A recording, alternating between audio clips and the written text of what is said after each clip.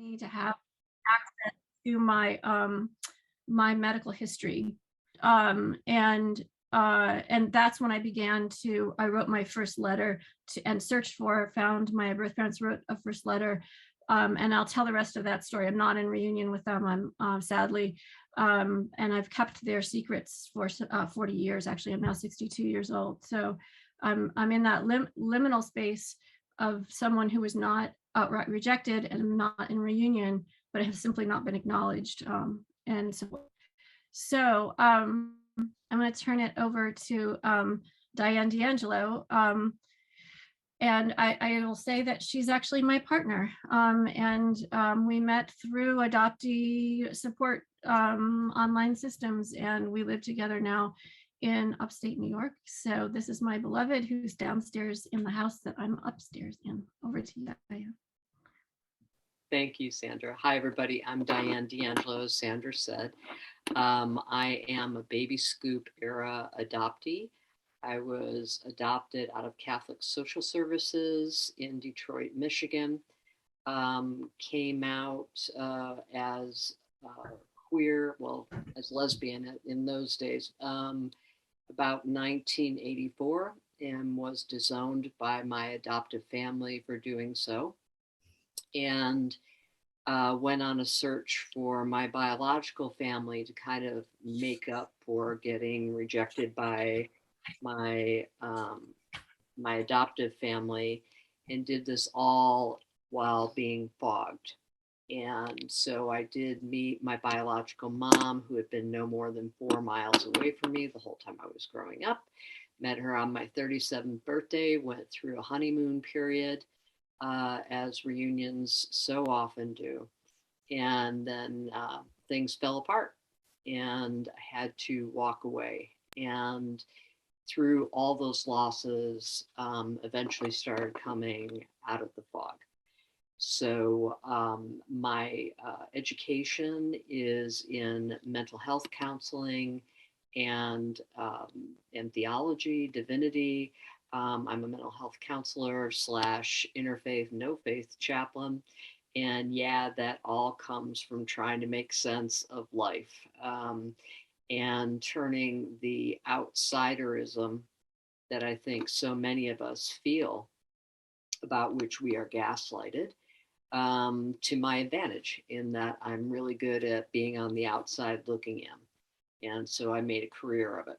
But I'm really, really happy to be here and so grateful to be among fellow adoptees. It has been life-changing, besides finding my life partner, which something good came out of the pandemic, but also to find my tribe, so to speak, has been life-changing. And with that, I'll turn it over to Elizabeth. Hi, I'm Elizabeth. Some of you may know me as Angel Joy Lester on Twitter.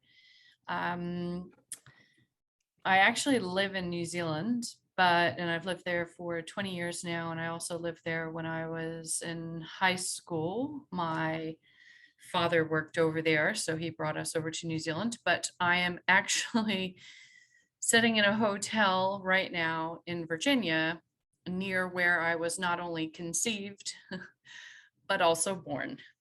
I have been in reunion for 3 years with my birth mother's side, and only just over a year, I think, for my birth father's side. And yeah, I'm in Virginia meeting the birth father side of the family right now, and traveling with siblings who I only met on Monday. It's been a roller coaster. If you read my bio, I'm an actor, a chef, and I'm also a drag king performer. Part of the Drag Kings Aotearoa. I'm not sure if anyone here is from New Zealand. I did share it in our New Zealand group. And I'm just trying to think of what else to say. It was a domestic US adoption in the late 1970s, closed adoption. My birth mother was 15 and was forced to give me away, and was sent off to a nunnery type place for young pregnant girls to hide away and pretend it never happened. and she's still really traumatized from it.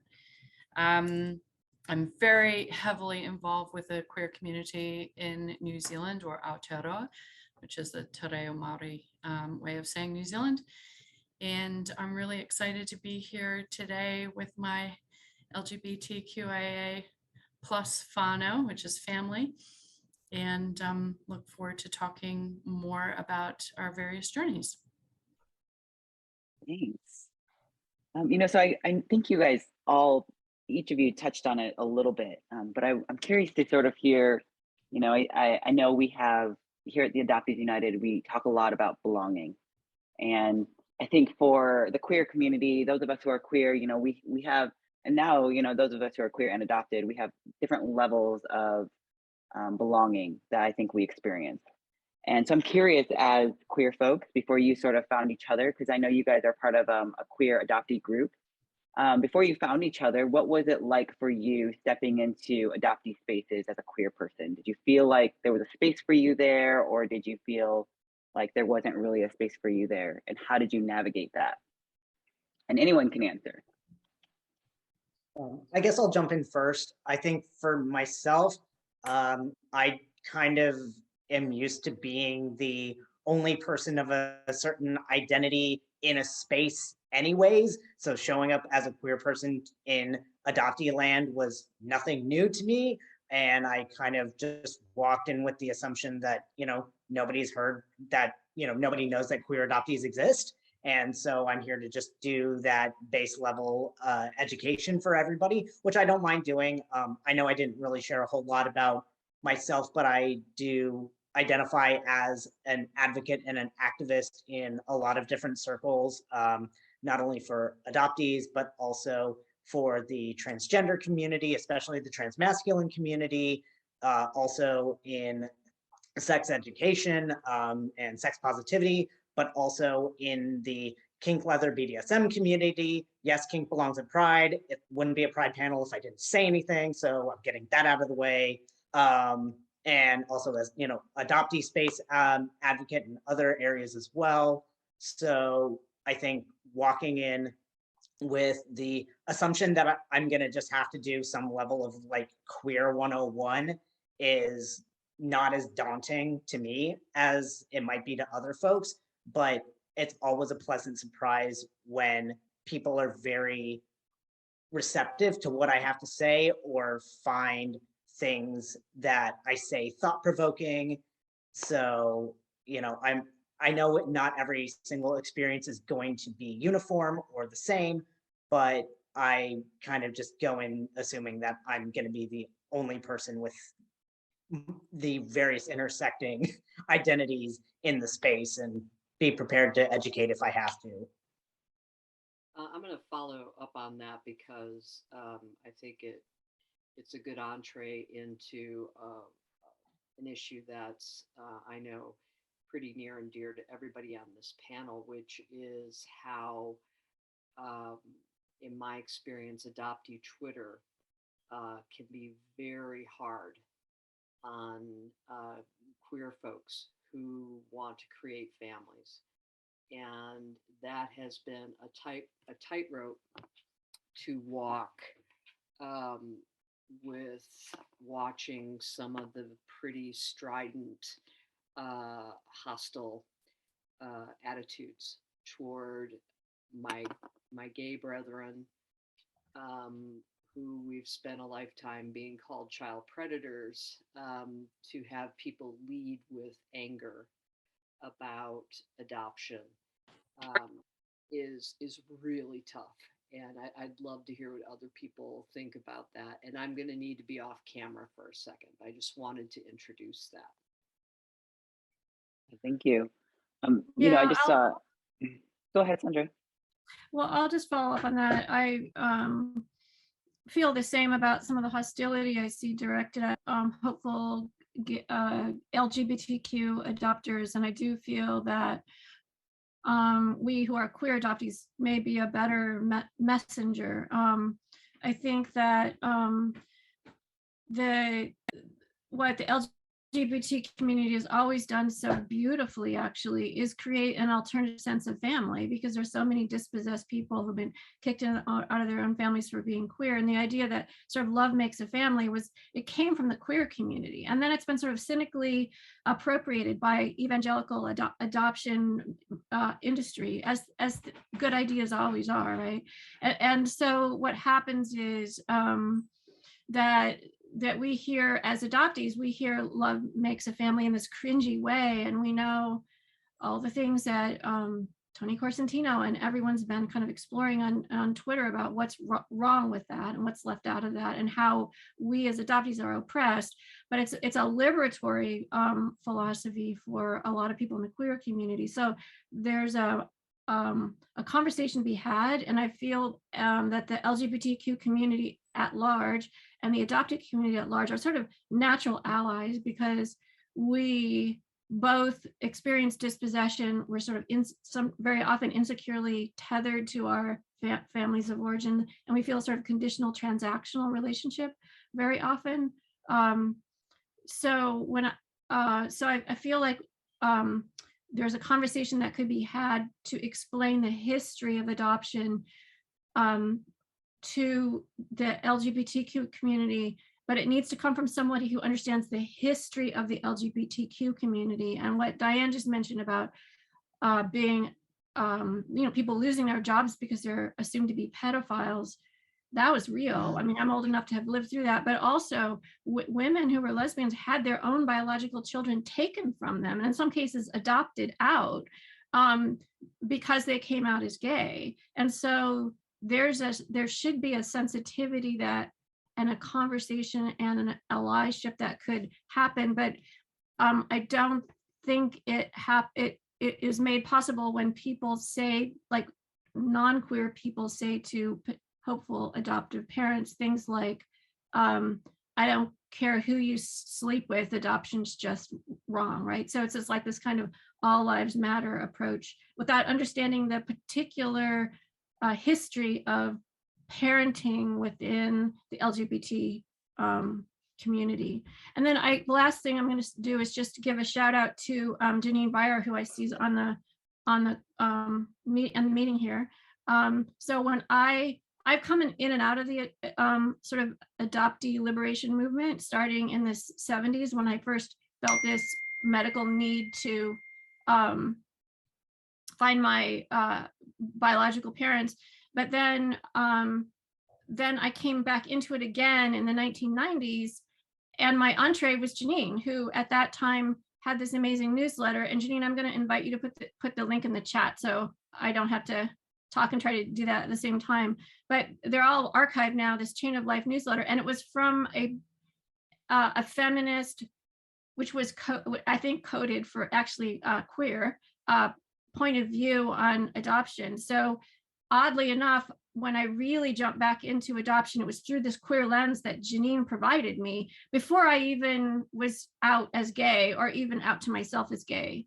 So I just want to really thank you for that, Janine, because I think my whole life trajectory would have been different if that touched me in a way that made me feel like I really belonged in the adoptee liberation movement, to call it. I don't know what else to call it. Because I came at it from this queer perspective that you provided us. Well, so I have to say thank you for thanking me. I'm glad you were there. If I may just jump in, I've been going through the old papers that I found in my garage, and I'm finding these letters from 1989 to 1997 when I published the newsletter that Sandra's talking about. And it's really interesting. Everything you just said is all, true about women and men having their biological children taken away because their spouse finds out that they're gay, and or their parents took custody. So it is an important history for people to know. And I want your time here, but thanks for mentioning the newsletter. And I did paste the link, and the newsletters are all free, but downloadable PDFs. I'll mute myself. Yeah. I just wanted to, that you brought up a lot of really great things. And one of the things that I'm realizing, and, I think adoptees, we intersect in a lot of different areas of life. And, as we're seeing now, we're intersecting with the queer community. And I think almost everyone brought this up in their introductions, or if they haven't, it's because I know from previous conversations. But there's a through line between this, we're adoptees, we're queer, and I think all of us have also a religious background as well. So I'm curious to see how that has also played into it. There's almost this like snowball level of effects that's happening. You grow up in the church or you're adopted through the church, you come out as queer, and depending on what sector of religion you're in, I would say that you're looking at 95%, 98% of the sectors of religion are pretty anti, especially during the times when we were maybe coming out, anti-queerness. And then how does that work with, maybe you were adopted through a church or a religious organization, and how do you grapple with that? How did you sort of navigate, for myself, I would say I'm an odd duck when it comes to both being a queer person and being a part of the religious community. I had a very great relationship with my church and with my youth group. In fact, they were the first people that I ever came out to when I was coming out was to my youth group, which is not the case for like 99% of the queer people who are also in church and also, just grappling with that. So talk a little bit about, what it was like being both queer and an adoptee in the church space for you. So I'm going to jump in on this one because it's a subject near and dear to my heart, and give a little background as far as intersectionality. I know that there's talk oftentimes in the adoptee community about how if when you grow up in your adoptive family, if you do something well, your adoptive parents take credit for it. If it's something they don't like, it's because of your background, right? And in my own particular case, that took on tragic iterations in that I was sexually assaulted by a family member in in my adoptive family for many years. And when I finally told my parents about it, it was explained away by saying it didn't count as incest because I was adopted. And then when I met my birth mother, she then was having difficulty, or she pathologized, if you will, a benign kind of pathology of my queerness by saying that caused me to be queer. So the effect that this all had on me, as you might imagine, was really tough. And like so many people with developmental trauma that comes with adoption, I looked to religion to bring a sense of order, a higher purpose in my life.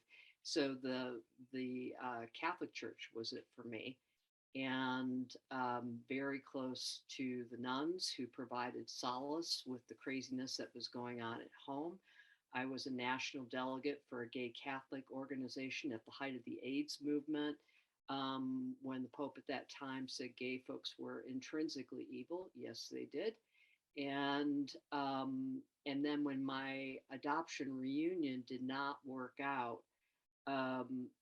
struggling with all of this, the shame, the hellfire and damnation, and the alienation from my adoptive parents for being out, and then my birth family for essentially my mom abandoned me again, led to like a break for me, a breakdown around 2000, and it was inevitable. And a lot of that was a spiritual emergency. And it was not seen as such, but I couldn't believe in a loving God. I thought God really hated me because how could all of this happen, right? How could all of these things happen unless I was especially condemned? So I spent several years recovering from that, and in doing that, went on a spiritual journey, which I encouraged for everyone.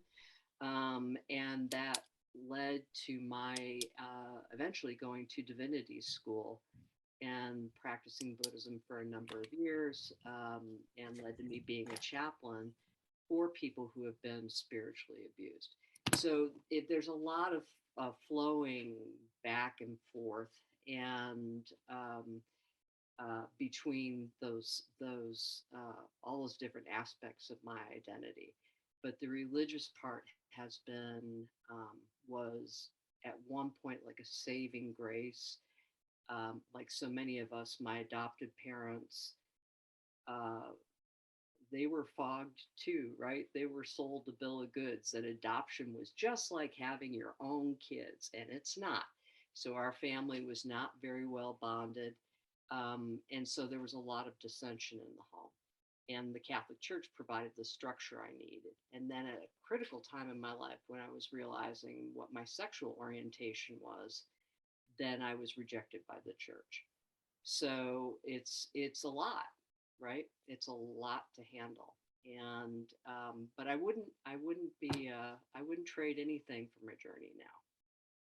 So I'm at peace with all of it, and happy to talk to anybody offline.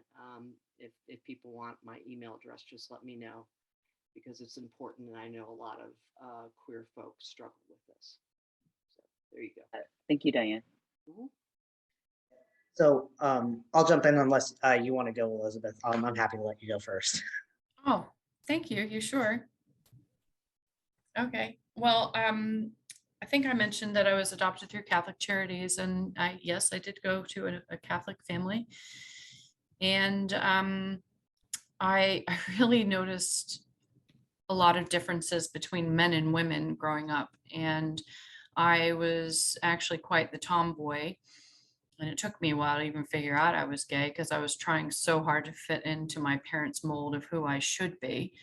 And I started doing drag when I was probably about 7, much to my parents' absolute disgust.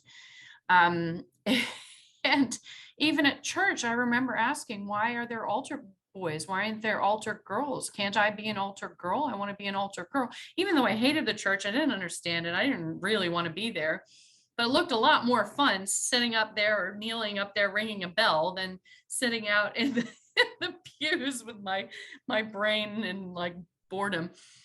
But it was really interesting, because everything about me at home was wrong.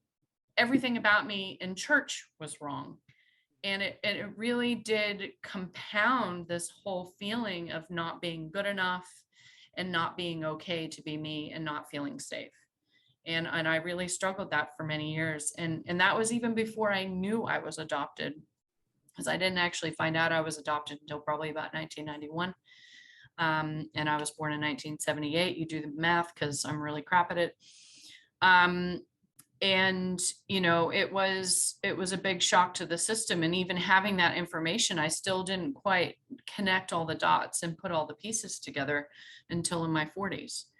But it was not a safe, the church was not a safe place. You couldn't, it was still another place where you had to act a certain way.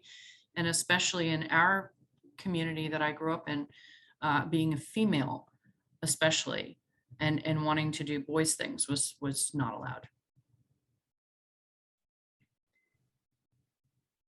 Yeah, so jumping off of that, so my experience was a little bit different in that I was raised Unitarian Universalist, which is basically like the most liberal,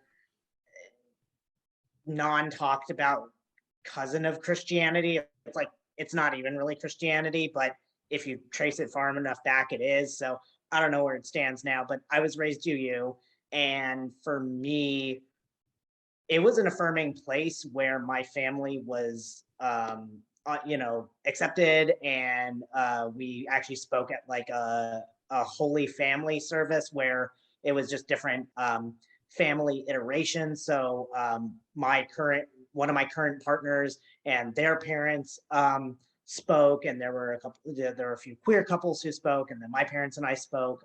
I was about 6 years old at the time, and so I was never shamed about being an adoptee in my church space, but it was never something that was ever discussed in any great detail or with any sort of critical lens, because especially in the early 90s when I was adopted, it was kind of the, you know, the woke thing to do of, hey, we are going to go and it's that very white savior mentality of we're going to go rescue all these poor impoverished children from overseas and give them better lives because that's our humanitarian prerogative, you know.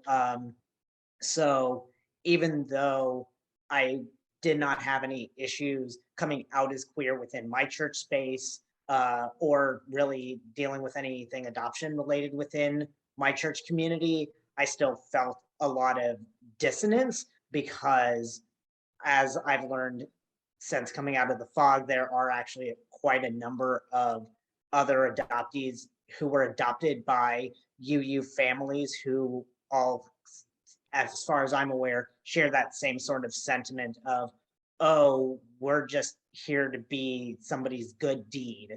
You know, maybe it wasn't, you know, God's will that we were adopted, but it was that higher power or that, like I said, that motivation to do philanthropic work or charitable work. You know, it feels like I'm more of a charity case disguised as progressivism rather than what it actually was. I could see how you could feel that way. You could see that. Thank you so much for sharing that. I want to, Sandra, I want to actually give you a moment. Did you have something you wanted to speak on that particular part? No, go ahead. Yeah, I wanted to sort of pivot a little bit. You know, I know as, you know, just on an adoptee level, sometimes that this need or this yearning to have your own child is something that comes up, and sometimes it is and sometimes it isn't, and we kind of all struggle with that and what it's like to have our own kind of connection to our birth child of our own.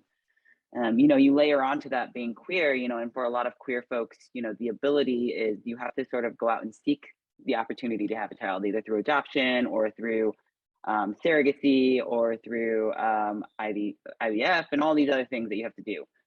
So I'm wondering sort of what your all's relationship is. I mean, I don't know. I mean, for myself, I do not have children, and I don't really know about your all's journey with that. So how did you navigate, you know, sort of that as you were growing up or with your partners? And I guess I'm trying to think what else I was going to say there, and I lost my train of thought there at the end. So I'll open it up to you all now.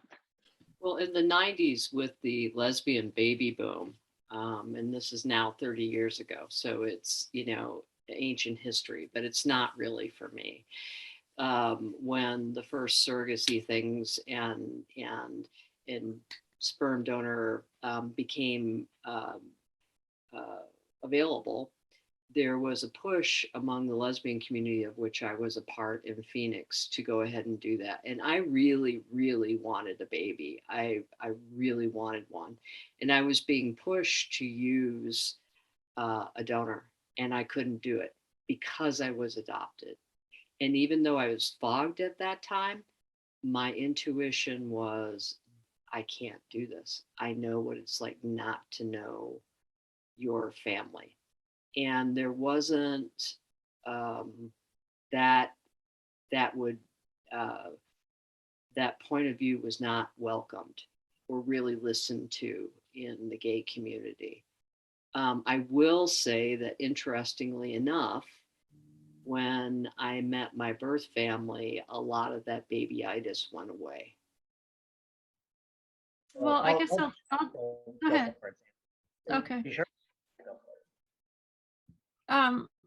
I think I'm the only parent here on the panel. So I have two kids, young adults. My son is 20, my daughter is 23. Had 6 pregnancies, so it was not always an easy path to motherhood. And I think, like a lot of adoptees, queer or not, I practiced what I guess now has a formal name, attachment parenting, right? So I co-slept with my kids, I carried them everywhere. I don't even think I used babysitters. I just wanted to be with them. It was healing and transformational for me, because at that point, and I was later to parenting. My son was 40, I was 42 when my son was born. At that point, it was pretty clear that I was not going to be able to reunite with my birth family. So either I was going to make my own goddamn biological family, or I wasn't going to have one. So I just thought, fine, like everything else in this world, is to do it myself. And I did it the old-fashioned way. I married a man and tried really hard to live in a little house and raise my kids. And we really had a dog and a picket fence until I couldn't do it anymore. But I also know I couldn't have, I'm of the same mind as Diane. I couldn't have gone the donor route. And I don't actually know how to square my queerness with my motherhood. Most of my years of motherhood were as a apparently straight woman in a very heterosexual space in a small village. It's the same house I live in now. I raise my kids. In fact, the reason this ceiling is the color it is that's the color my daughter wanted it when she was 10 years old. So this is my daughter's bedroom. I think that the oddness for me was as a gay person was the need to come out to my own children. And that required a lot of therapy, writing of many scripts and tearing them up and revising them.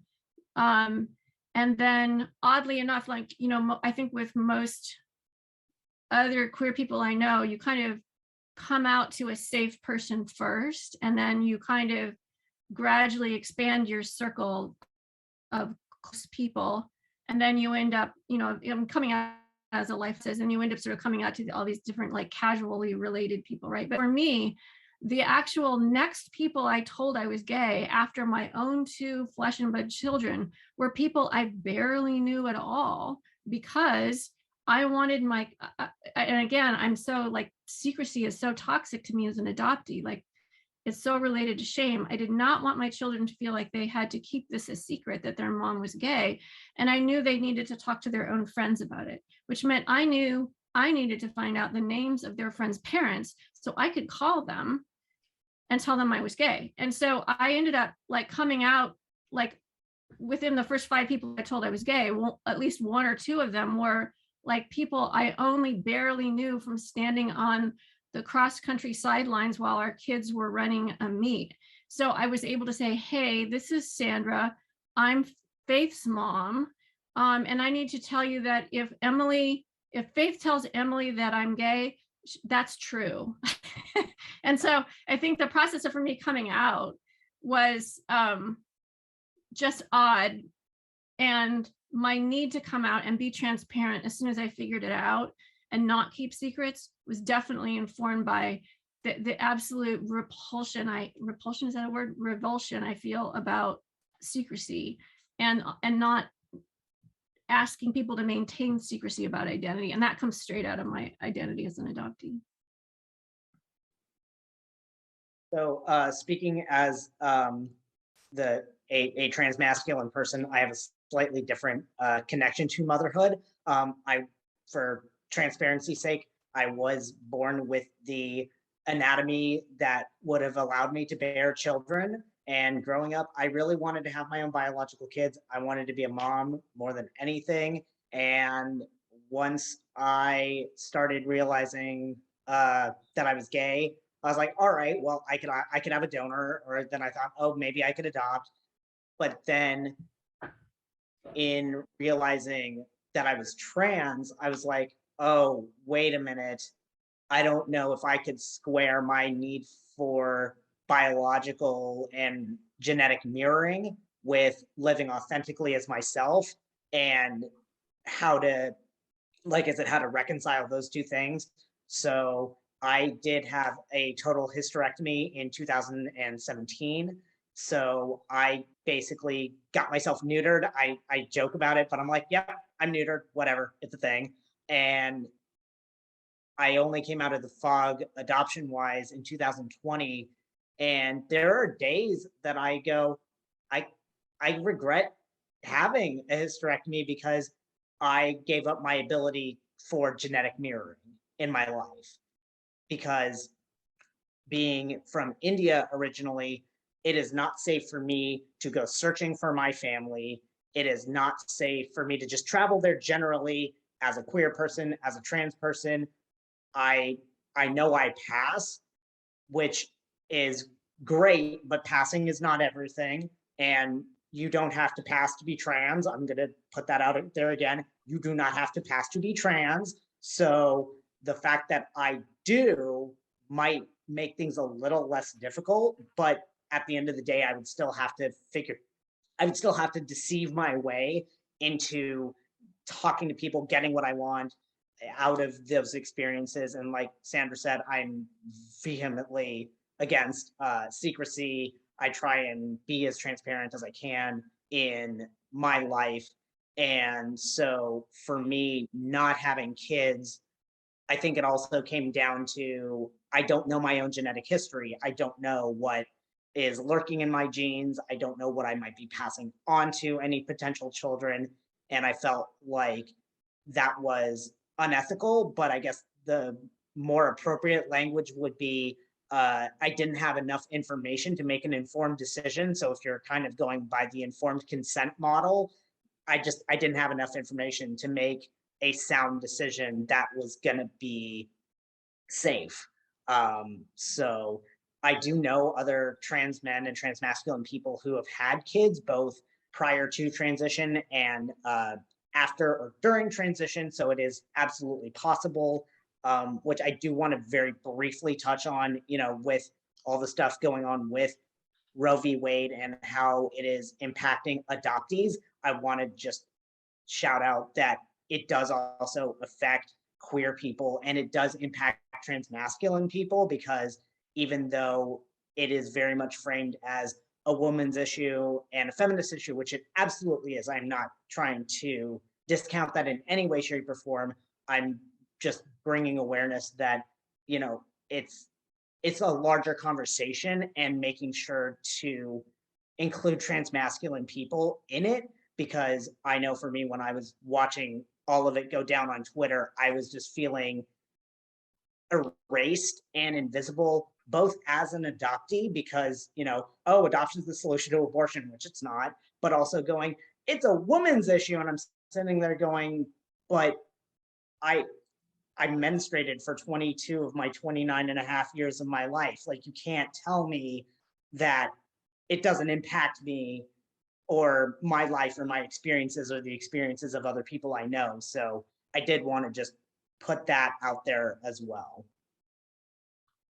We actually uncannily have a few similarities, Sanjay, but different. I never wanted kids. I loved kids. I loved other people's kids. I loved to give them back at the end of the day. That was my thing. That was my jam. And I've never really been one for pain. So the thought of actually carrying a child for 9 months, and especially as I got older, I do like to drink, which is something I'm working on. And I couldn't imagine going 9 months without alcohol. So it was, for me, it wasn't really something that I was interested in. However, because I was always, oh, you're going to change your mind. Kind of like when I came out of the closet, you're going to change your mind. Yeah, this is just a phase. You'll get over it. You'll want kids one day. And so I kind of had a backup plan that I would not do a sperm donor, because like Sandra, I wanted to know who the father was going to be. So if I was going to go down that route, once I came out of the closet, it was, I was going to get a friend who was male to be the donor, so that at least the child would know exactly who their mother and father were. Where was I going with this? Sorry. So that, yeah, the sperm donor thing wasn't really a thing, unless it was someone that I knew. And then the other thing was I was actually so fogged in that I actually considered adoption and thought, well, I'm an adoptee. I would know. I had such a horrible upbringing. I would know how to care and nurture for an adoptive child. And that was kind of my thing for a bit. And then I realized that no, I didn't want to do that. But then it came into later in life that, and I actually, one of my partners, sorry, I'm digressing. I'm a little nervous if you can't tell. I tend to rattle when I'm nervous. One of my partners actually wanted to have a baby, and we tried, and it didn't work, luckily, because, and she was the one who wanted to carry the child. Luckily it didn't work. And then later down the line, I met my wife, and luckily we're on the same page, and neither of us wanted children. We have nieces and nephews, and we love them dearly. But due to health reasons, I had to get a hysterectomy last year. And all of a sudden, it was this huge way, even though I had that genetic mirroring because I was in reunion. And when I found my family, it was, I never really thought and came out to the adoptive community, so to speak. I didn't actually even think about having a child so that I could have that mirroring and that genetic link. It didn't even cross my mind.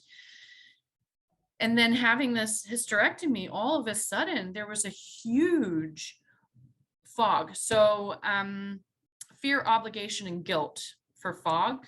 That was a question just came through. Or sometimes it's referred to, and please, anyone out there, correct me if I'm wrong, because I'm new to this, is when you're not really aware of how much adoption has affected you through the course of your life, and you've kind of continued to go on the tangent of the adoption industry and the lies and the mantras that they've fed the adoptive parents and also the adoptees. So when you're in the fog, you're not really aware of how much it has actually affected you on a trauma base, and also affected you through the course of your life. But the technical definition is fear, obligation, and guilt. I can't remember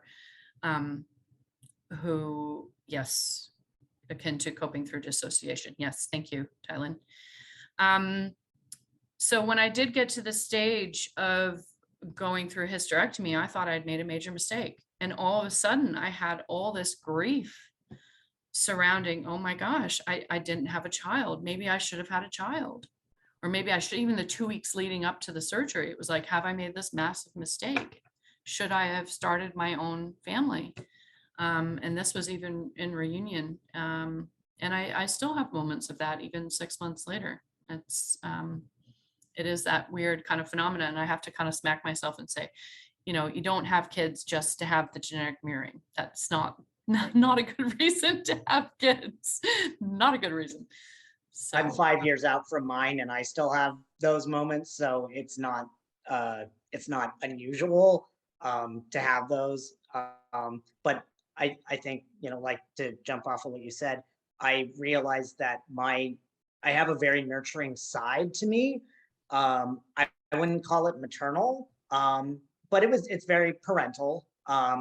And I realized, what, I can apply that in a larger community sense and be like, within the queer community, you hear the word thrown around of like mommy, you hear daddy thrown around a lot, and it's very different in a queer context than it is in a cis het context. But thinking about like the daddies who were older queer men who basically were mentoring all of these new younger folks who had just maybe been disowned from their families, and trying to, like Sandra said, create that sense of love makes a family, chosen family, and took on that nurturing, loving role on a community-wide scale rather than family to family. So in my head, the way I can fulfill that need for family and that parental guidance and nurturance, I just call myself a community daddy, or like at least an aspiring daddy. I'm not 30. I realize I don't have the age tenure. That's why I'm saying I'm an aspiring daddy. I'll be there one day, but that's kind of where I want to see myself, because I know, like Elizabeth just said, I can love younger folks and kids and watch them grow and be a part of that process without feeling like I need to have that family myself. So figuring out how to channel that energy and still feel fulfilled, even if what I originally wanted isn't exactly feasible. Yeah, I want to definitely. piggyback on Sanjay's comment with related topic that I really wanted to make sure we covered tonight, which is the experience of young people coming out and being strictly anti-adoption. I worked in children and youth services for many years with kids who were coming out to their birth families who get kicked out on the street. And in also in that regard, I cannot draw a hard line to that adoption is bad, period. There are people who should not be parents, period. And what I am is anti adoption fog / bullshit.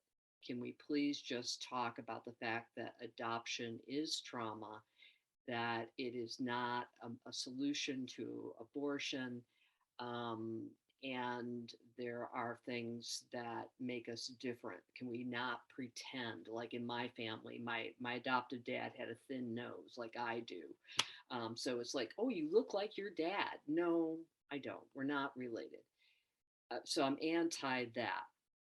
But I just, again, want to caution people about these issues are very delicate, and with kids who get thrown out because they're gay and high rates of suicide. The other thing that's happening that Sandra alluded to earlier was evangelical Christians getting involved in the adoption industry, and they will often take on foster care kids who are queer in some ways, and they get rid of those kids. And it's not talked about, but the kids get rehomed. So it's a very, very complex set of circumstances. Yeah, thank you Yeah. all for sharing. I just wanted to, it's really interesting because I kind of struggle with this whole, my partner and I talk about it a lot, about having children, and I've always been under the camp of I do not ever want to carry a child. That is not in the cards for me. That is not on my life plan. But I would never, for me, it's like if I'm with a person, I'm not anti-children. I love children. I'm really great with kids. I think they're wonderful. I love returning them to their parents as well. But I also would never, if my partner wanted to have a child, I think I would be supportive of that, and for me, I had always been in team. I was going to adopt. I'd always been sort of in that camp, and I'm not in that camp anymore. But I have leaned more into sort of what you were talking about, Diane, which is I understand the foster care system. I understand the amount of children that are in the foster care system, and more importantly, I understand the fact that there are hundreds of thousands of children that are going to be aging out and that are going to be put on the streets because they have nowhere to go.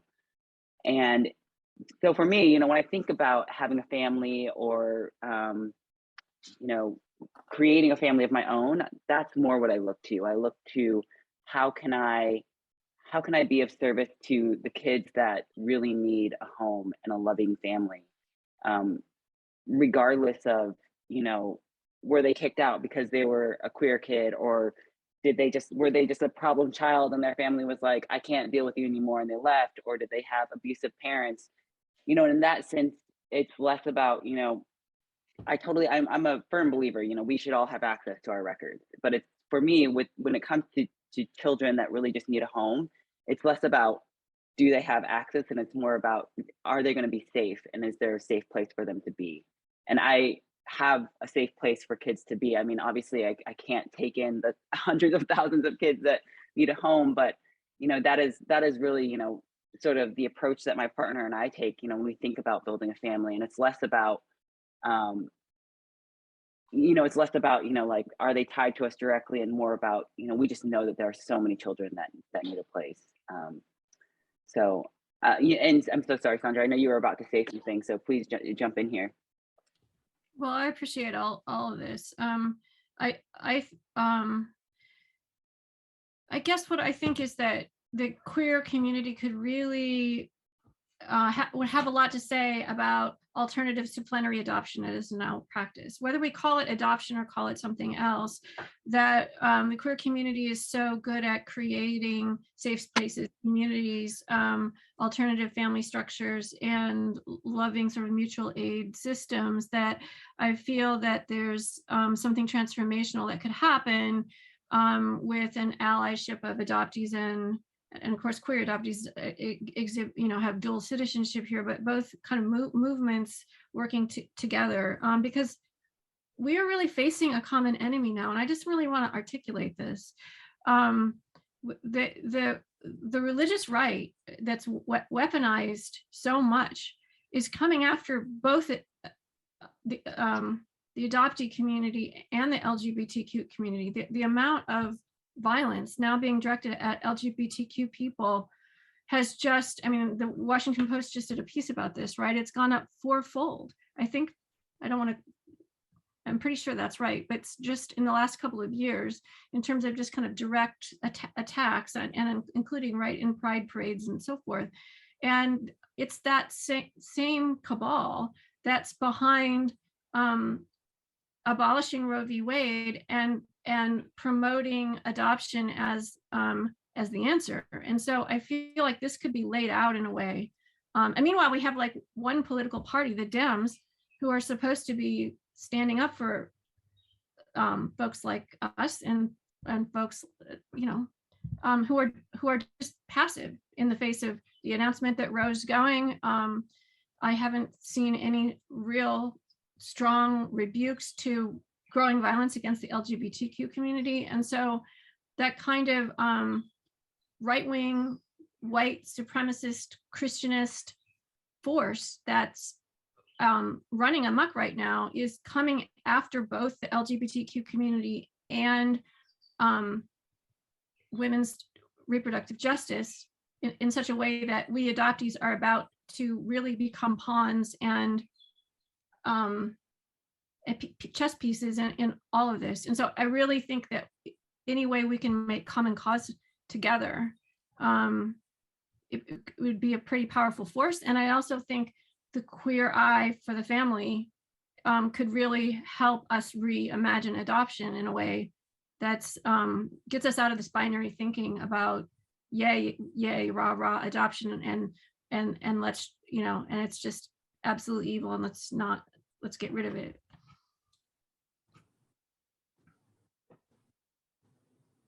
And I wanted to jump in as well on the idea of plenary adoption versus simple adoption. I wanted to add something there, which for somebody who's a transracial adoptee like myself, my adoptive parents are both white, but on my California birth certificate, on paper, it looks like they gave birth to me, which like, I'm not a biologist. I will leave that to Sandra. That is what she got her degree in, but I'm pretty sure that that's not how genetics work. I am no Gregor Mendel, but I remember learning about phenotypes and genotypes. I'm pretty sure that's not how that worked.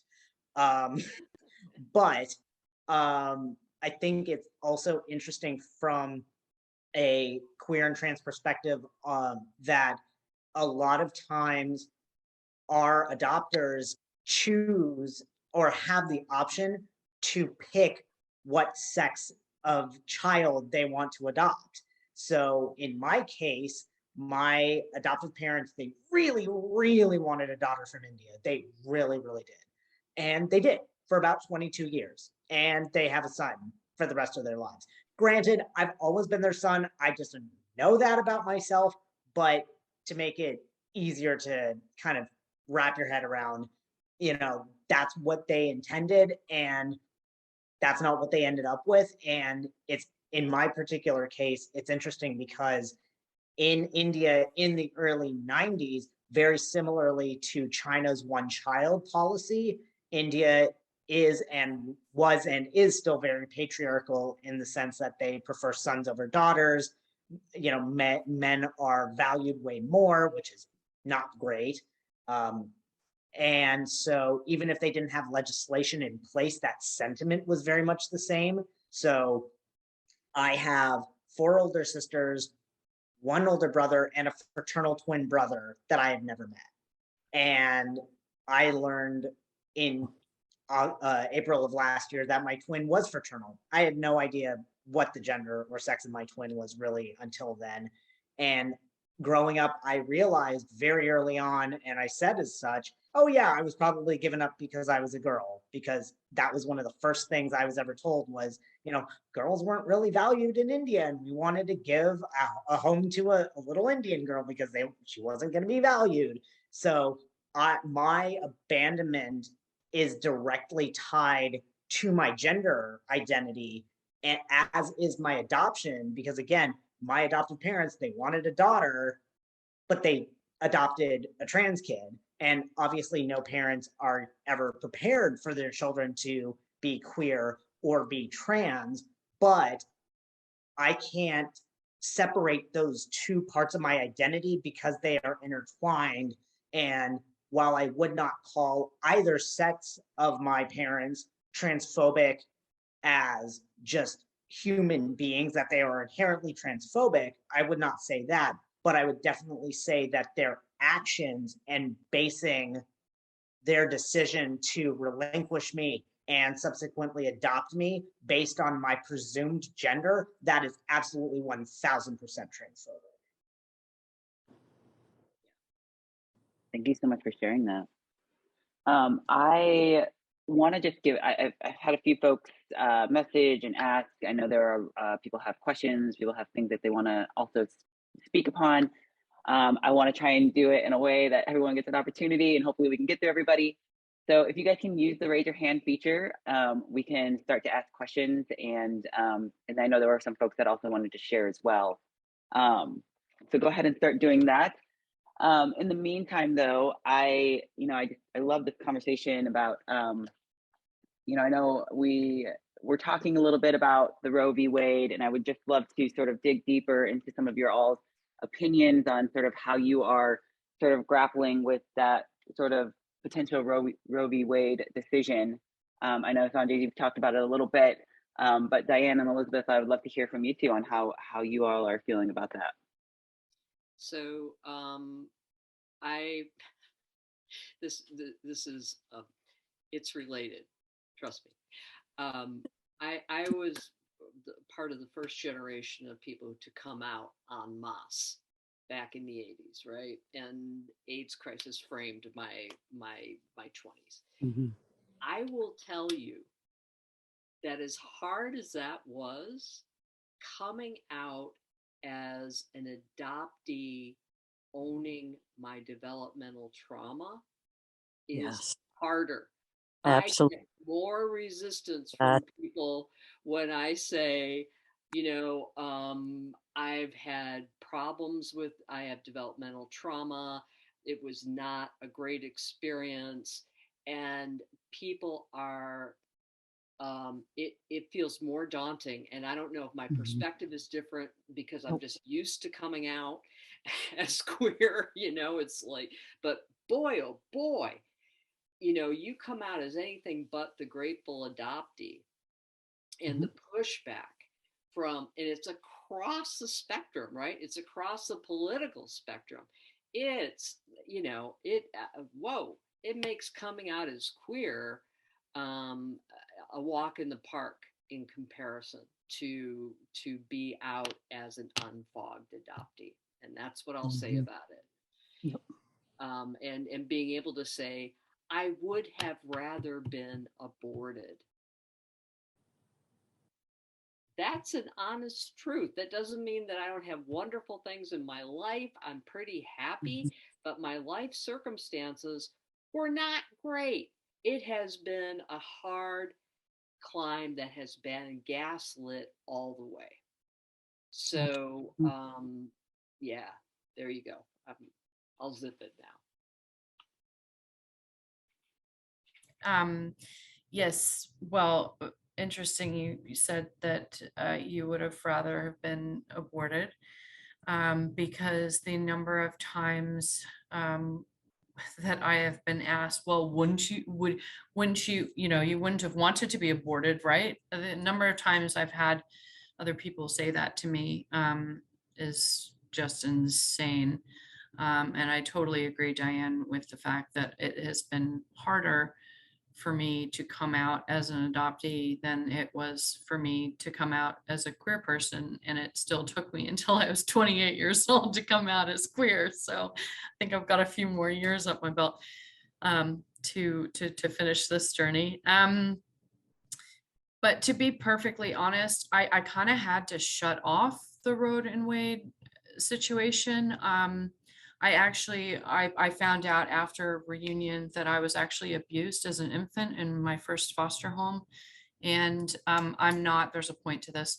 I'm not really book smart. And now I kind of understand probably why. My smarts are a little bit different than other people. And I do struggle at times to follow certain things. And also it really did trigger me because I just feel like I don't even live in the US right now. And I just feel like the US has gone so backwards, and I don't want to turn it into a political thing. But I just, yeah, the whole situation really upset me.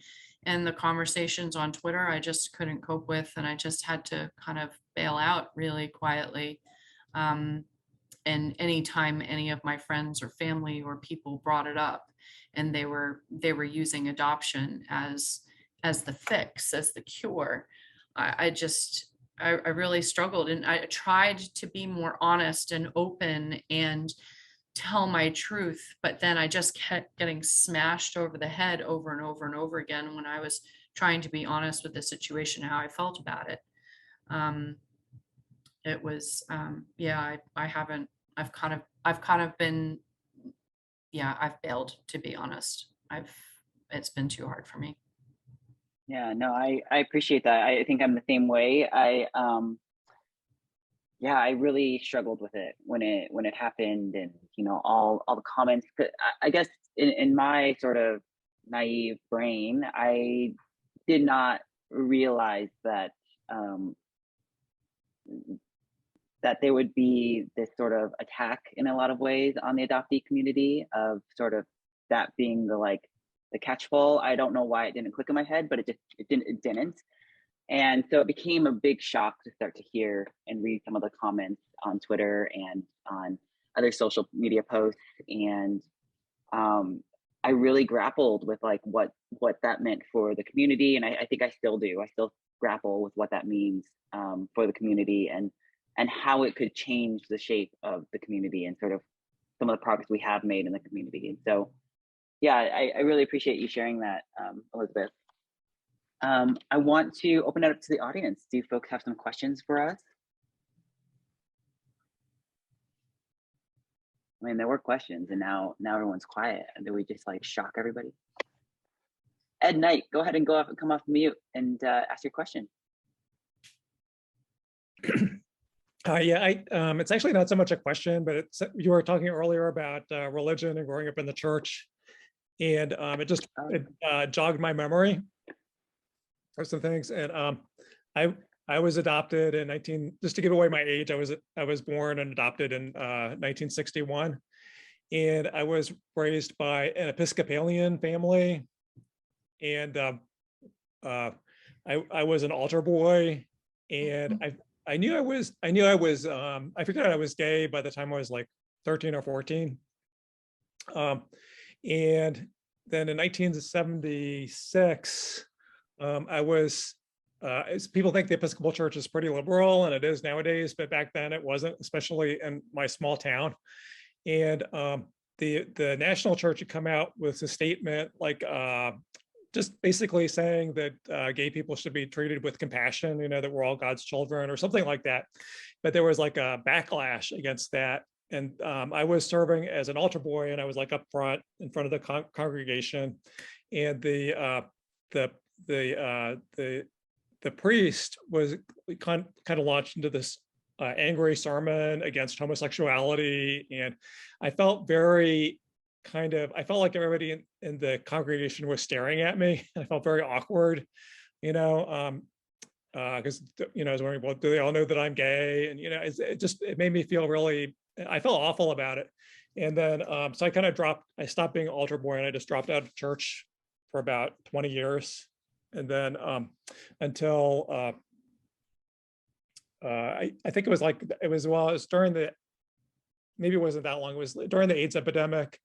And I was losing some friends. And at that time, I became aware that there were other churches that were more affirming. And so I rejoined the church at that point, once I found a church that was safe.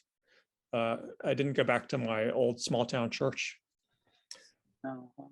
Interesting. Um, It's so interesting because, yeah, I mean, I grew up in the Episcopalian Church as well. I actually grew up during the time when the Episcopalian Church was making an announcement about accepting, ordaining, I believe it was ordaining gay and lesbian priests, and also the marriage of gay and lesbians. And I remember my mom was very involved with the church at the time, and she was part of a conversation. There was a huge thing happening in some of the Episcopal churches. I believe it was like in Africa, which is so random. But they were literally going to disassociate themselves, break off from the church, from the Episcopalian church, because we were making the statement that we were going to start ordaining and marrying gay and lesbian people. And it was so fascinating. Like as a kid, you know, I was pretty young and I didn't really understand, you know, like what that meant.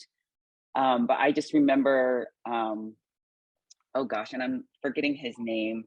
One of the bishops that was ordained, one of the first gay bishops that was ordained, had Gene come to Robinson. visit. Yeah, Yeah, Gene Robinson. Yeah. Yeah, Bishop Robertson. Yeah, I remember meeting him and the significance of meeting him in person. It just did not, like, it didn't dawn on me how significant that was. And I remember being there during his ordination and just being like, oh, why am I here? You know, I don't understand why this is so important. But looking back, you know, as a kid, it was just so amazing getting the opportunity to be a part of that, but also very fascinating looking back and seeing that the churches were just able to just like break off and go create their own thing and go do their own sort of whatever they were going to do. I don't know how that works when you break off from a religion like that, but Well, very I could tell you more about it, but I don't want to go off on a tangent too much. yeah. The other thing people were talking about was children and the decision whether or not to have children. And I remember, so I kind of came out in college, and I was in my 20s when I started. I was still very deep in the fog. But like by the end of my 20s, I started thinking about searching for my biological family, and then I did, and I'm in reunion with both sides of my biological family, and that's my birth mother. I just did this painting of her behind me. That's from an old photo of her, by the way. She doesn't want me painting a current picture of her. She's 85. I would like to, but she doesn't want it. But anyway, so people were talking about children and decisions whether or not to have children. And I remember thinking about, well, should we adopt, or, and it didn't feel right to me adopting, even though I was still in the fog. But I was thinking, well, maybe I could have a lesbian friend and we could come up with an agreement, and, you know, we could conceive, and then we could, you know, co-parent or something like that. But I didn't, I felt a little bit uncomfortable. I never went through with it, but that did cross my mind. But I never considered adoption. I actually, on that topic, I forgot to say, I also was worried about not knowing my medical history like Sanjay. That was one of our other similarities. I forgot to mention that when I was doing my little babble. But the not knowing your history really weighed on my mind as well, as far as having kids. Though actually, I should say there was somebody when I was who I wanted to be my donor. Funny enough, there's a man same age as me, who was from my same orphanage in India, who ended up being adopted by a single white woman 10 minutes away from my adoptive family and myself. And like, we went to the same middle school, same high school. Like, we grew up, like, we were best friends. we convinced everybody in our middle school we were cousins because that was a thing we did to troll everybody. It was great. But um, but it's funny because I thought to myself, even in high school when I came out, I was like, oh, if there's anybody I want to have be my donor, it would be this person, because this would be the closest to genetic mirroring that I would get, because I was going to be with another Indian person, but also having that emotional connection of being co-parents with another adoptee who went through a similar experience. I thought that was going to be kind of the happy medium that I was going to find. That never ended up working out. Sadly, my friend is a raging transphobe and misogynist, so I had to cut off contact, for the better in all ways. But it still breaks my heart every day because I think he's still very deeply in the fog, and I really hope that one day I can either reach out or say, hey, here are some resources, come find the adoptee community, and maybe that would provide some healing. But thank you for reminding me of that, Elizabeth, because I just thought about it now. Oh, wait, no, I did know who I wanted to be my donor, which, funny enough, is kind of how I realized that my sexuality had really shifted after transition, because I was like, I'd already been like attracted to like men and masculinity as a kid. But then I came out as gay in high school and I was like, nope, I'm not into guys except for this one guy. He's my get out of jail free card. But then I realized in college when I started transitioning, and really it was after I came out of the fog around adoption stuff, was, oh, my sexuality never really shifted. It was more that my gender expression and being transitioning allowed me to feel more at ease with myself and feel more comfortable to explore that part of myself, because I could have dated guys in high school and I didn't, but I think subliminally I knew, oh, it's not, it wouldn't feel right. Which also, just a quick tangent as well, thinking about kind of what Sandra was saying earlier about like secrecy and things. I've had a few experiences where people have said, oh, well, you're not really trans because you didn't actively renounce everything about being a woman or your life before your transition, or that, you know, you take lessons with you from that time and it helps inform your experience now.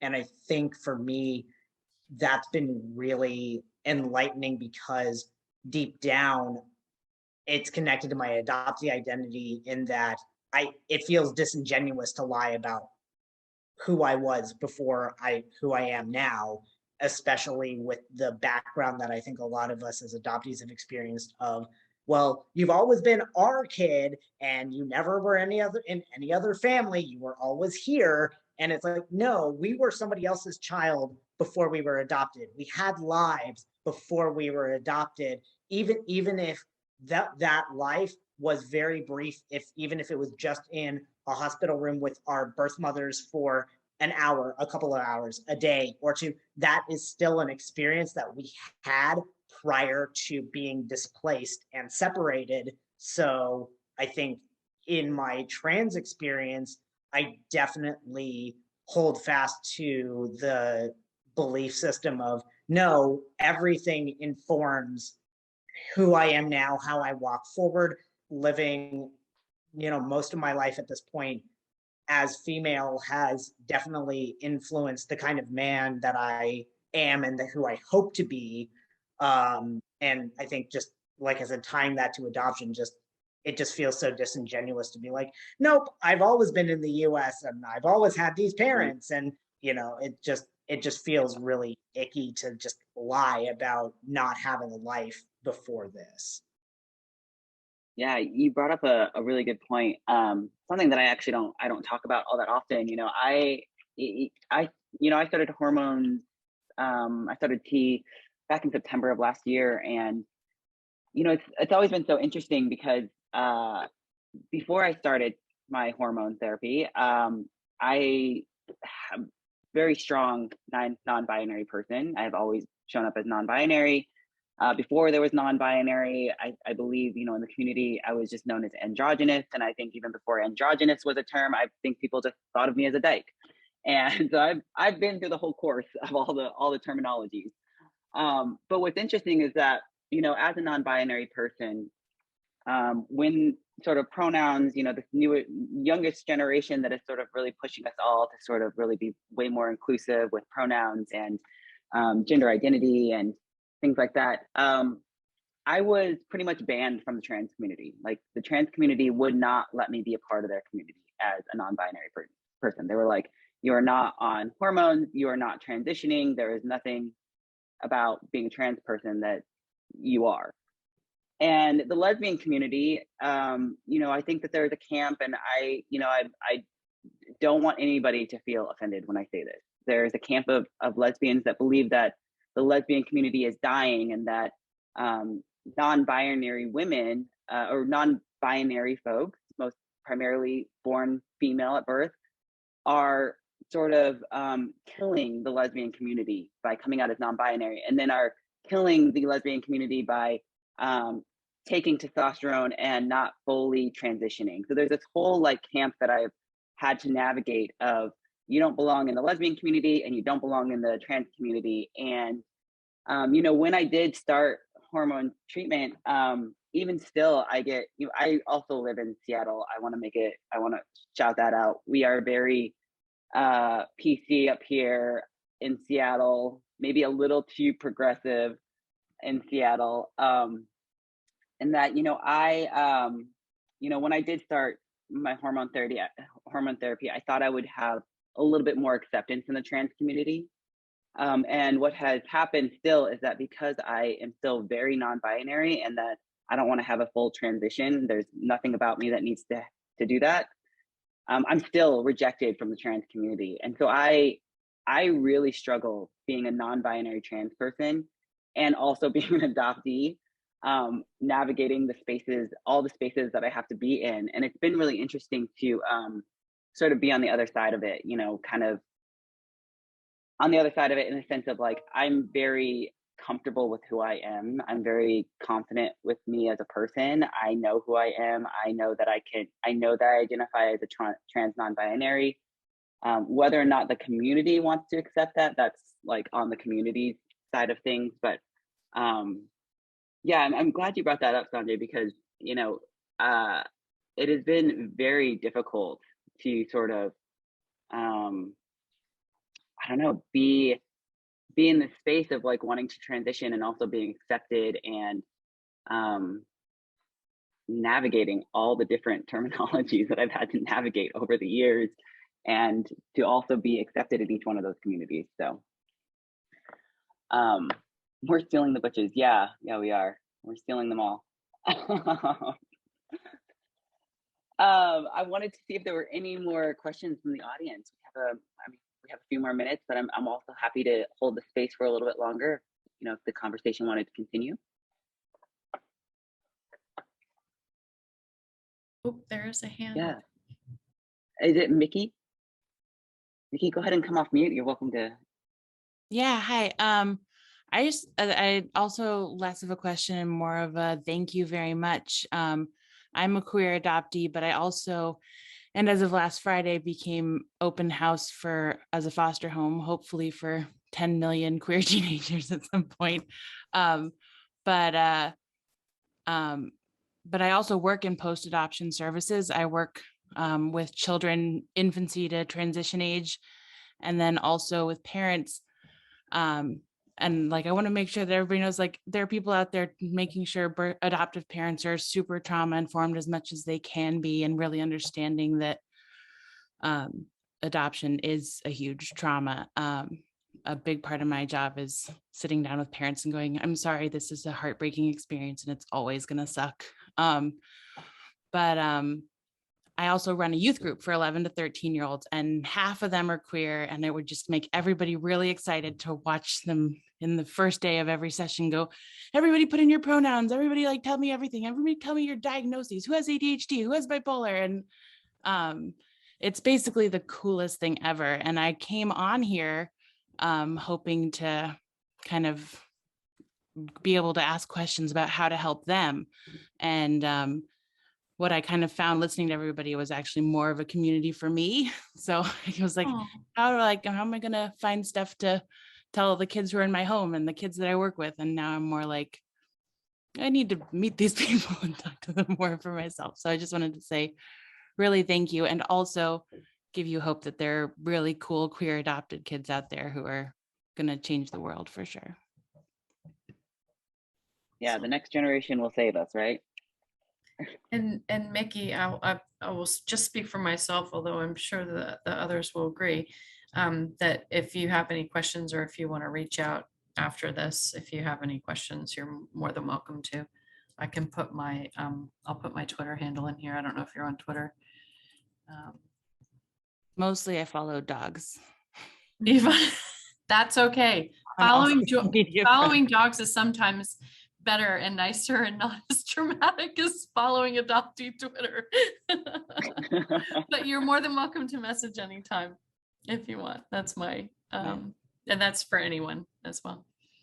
Yeah, and I've added my email address for those who want more information about the Queer Adoptee Zoom. That's those of us who are the panelists tonight kind of all found each other, and I feel like Sanjay kind of brought us all together. And we meet on Thursdays. We change up the Zoom link every week, just so we don't get bombed by hateful people. So that means right now I'm the one who's been sending out the Zoom links to everyone. So that's why I put my address there. But I think we've changed who kind of facilitates that. It's very open and loosely structured. And I think I speak for all of us to say we'd love to have new people join us. And I guess I should say it was never intended as a dating app, but that's kind of how it functioned for me.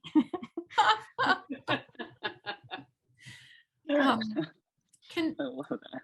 CS, can I say something before we wrap up and see if there's any other questions?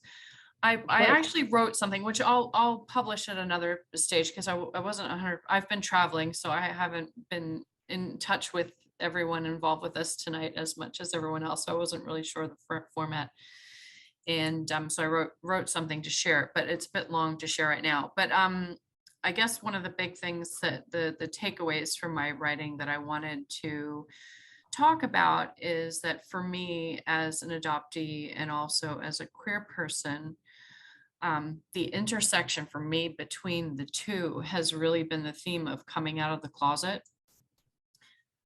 Because it took me so long not having any kind of roadmap or any mirroring or any familial people to follow in their footsteps, and knowing why I was such a tomboy and that I liked my girlfriends, and then thought, all girls must like their girlfriends. I don't look like a lesbian, so I can't be one. It took me a long time to actually come out of the closet. And then in reunion, I actually was really scared to have to come out of the closet again, because there was this whole new family of people that I was having to come out to. And I didn't even have to. My birth mother basically said to me, "Oh, I see you're with a woman. Don't worry, it runs in the family." I was like, that would have been nice to know 20 years ago, 30 years ago. But I do find right now, you'll notice that my name is Elizabeth.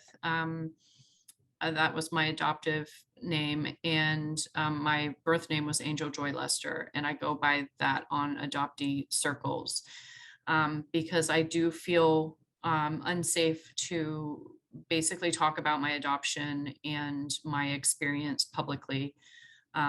So it's a safety thing, and it's interesting because it really does tie into, waiting to come out of the closet. I feel like coming out of the fog is like coming out of the closet all over again, and having to be very cautious. And I don't know if there's other people on this call who have also felt that way in their journey.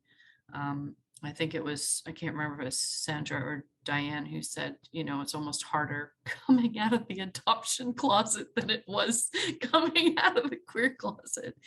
But that was my connection. That's really the big tie for me between the intersection between being adoptee and also being part of the LGBTQIA plus whānau. Yeah, absolutely. I think especially within like queer, non-adopted queer spaces, I don't talk about my adoption very often because there is that community history of, like Sandra was talking about and like Diane was talking about of, you know, queer parents having their kids taken away from them and the fight to not be seen as pedophiles and groomers, which we are now coming full circle back around into that same pattern, which is absolutely horrifying. Um, and so I don't talk about it often because with how I feel about adoption as it currently is set up in this country, it feels it. I have to read the room. I really have to read the room to figure out, do I share about it? Do I not? Because I don't necessarily want people to be like, oh, you're just being homophobic. And it's like, I'm not being homophobic. Like, the system as it exists is harmful and needs to be restructured. Ideally having a system where, basically getting rid of plenary adoption as we know it, where a child's identity is erased and just you're a blank slate. And here you get to be molded by a family and, like I said earlier, the life you had before your adoption basically never existed. Like getting rid of that would be fantastic, and not severing identity ties. Even if, like Diane was saying, like even if the child's biological parents or family of origin can't parent them, still having at least access to the information of here are your roots. Should you choose to engage, the information is there, even if like that way as an adult, they can, again, using that informed consent model, making an informed decision about whether or not they want to reach out in their teenage years, young adult years, whatever it may be. But also, like you said, Elizabeth, kind of looking at like legacy and history, I've found a lot of personal support within the transmasculine community for myself, but especially in the leather transmasculine community, which again, I'm not here to go on a whole rant about kink at Pride because that's a whole other 2-hour conversation. The bottom line is it was always part of Pride. It should always be a part of Pride. Me in a leather vest is not scaring anybody. So I don't know. But it's interesting to me of like you were saying, CS, about meeting the first openly queer ordained minister or priest in the Episcopalian faith. I've met a lot of transmasculine elders who all transitioned in the early 90s who have been doing wonderful advocacy for the last 25, 30 years around queer rights in general, specifically trans rights. And to me, knowing those folks, and they all just happen to be in the leather community, it's a coincidence. But to me, in a weird way, I look at them and go, that's my legacy. This is the line I am connected to, not biologically, but culturally. Here is my through line that I can say, yes, I am connected to these important people in the trans community who have helped shape our history, especially, again, because it is Pride Month. You hear so much about trans feminine folks, Marsha P. Johnson, Sophia Rivera, Miss Major, all of these wonderful, wonderful people, but you also don't hear very much about the transmasculine experience. And so I just want to bring that voice to the conversation of, because, again, with all of the legislation and everything happening right now that's targeting trans folks, so much of the conversation is targeting trans women and trans feminine folks, which is absolutely not fair and not okay. But so much of the discourse is based on the premise that, you really only hear about trans women and you don't hear very much about trans masculine people. And I will say I've had at least 3 or 4 people when I've told them I'm trans, they're like, congratulations, when are you starting estrogen? And I'm like, I'm not. They're like, wait, what? And I'm like, I'm not starting estrogen. They're like, but you're trans. Yes. You're not taking estrogen? No. You can go the other way? Yes. Like, you know, and just for myself, seeing older transmasculine people is a relief to me of knowing I'm not going to poof into the ether and disappear at 30.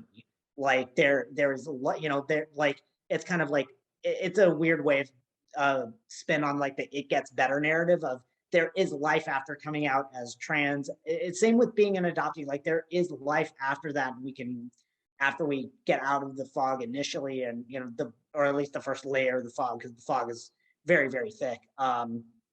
You know, learning how to navigate all the aspects of our lives that adoption touches, and just, you know, knowing that, you know, there is community to be found and there are resources. And yeah, I know I ended up rambling too, Elizabeth. I do that when I'm nervous too.